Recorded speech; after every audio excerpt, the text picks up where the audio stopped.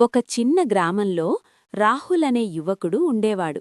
అతనికి చిన్నప్పటినుంచే ఒక పెద్ద కల ఉండేది. జీవితంలో ఏదో గొప్ప పని చెయ్యాలని. కాని అతని చుట్టూ ఉన్నవాళ్లు ఎప్పుడూ అతన్ని తక్కువగా చూసేవారు. నువ్వు చెయ్యలేవు, నీవల్ల కాదు అనే మాటలు అతని చెవుల్లో రోజూ మార్మోగేవి. రాహుల్ మొదట్లో ఆ మాటలు పట్టించుకోలేదు. కాని రోజురోజుకీ ఆ మాటలు అతని మనసులో అనుమానంగా మారాయి. నిజంగానే నా వల్ల కాదేమో అని అతను అనుకోవడం మొదలుపెట్టాడు. ఆత్మవిశ్వాసం క్రమంగా తగ్గిపోయింది. ఏ పని మొదలుపెట్టినా మధ్యలోనే వదిలేసేవాడు. ఒకరోజు అతను గ్రామం బయట ఉన్న ఒక పాత చెట్టు కింద కూర్చొని బాధగా ఉన్నాడు. అప్పుడక్కడికి ఒక వృద్ధుడొచ్చాడు. రాహుల్ ముఖం చూసి, ఏమయ్యా, ఎందుకిలా నిరుత్సాహంగా ఉన్నావు అని అడిగాడు.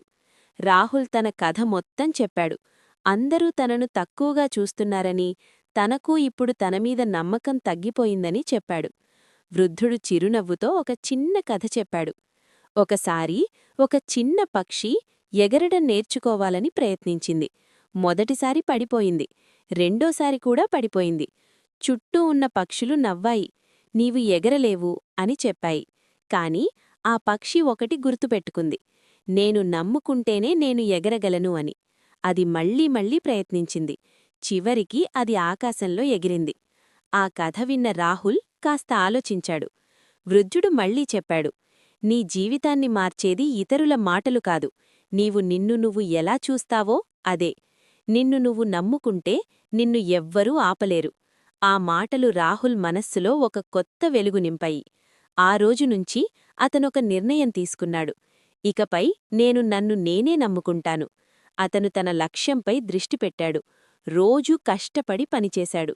మొదట్లో కొంతమంది ఇంకా విమర్శించారు. కాని రాహుల్ ఆపలేదు. తనపై నమ్మకం పెంచుకున్నాడు. కొన్ని నెలల తర్వాత అతని కష్టానికి ఫలితం కనిపించింది. అతను తన గ్రామంలోనే కాదు, దగ్గర ప్రాంతాల్లో కూడా గుర్తింపు పొందాడు. అప్పటివరకు అతన్ని తక్కువగా చూసినవాళ్లు ఇప్పుడతన్ని ప్రశంసించారు. అప్పుడు రాహుల్ ఒక విషయం గ్రహించాడు. మనపై మనకు నమ్మకం ఉంటే ప్రపంచం కూడా ఒకరోజు మనల్ని నమ్ముతుంది. నీతి: ఇతరుల మాటలు కాదు, నీ ఆత్మవిశ్వాసమే నీ భవిష్యత్తును నిర్ణయిస్తుంది. కాబట్టి ఎప్పుడూ నిన్ను నువ్వు నమ్ముకో.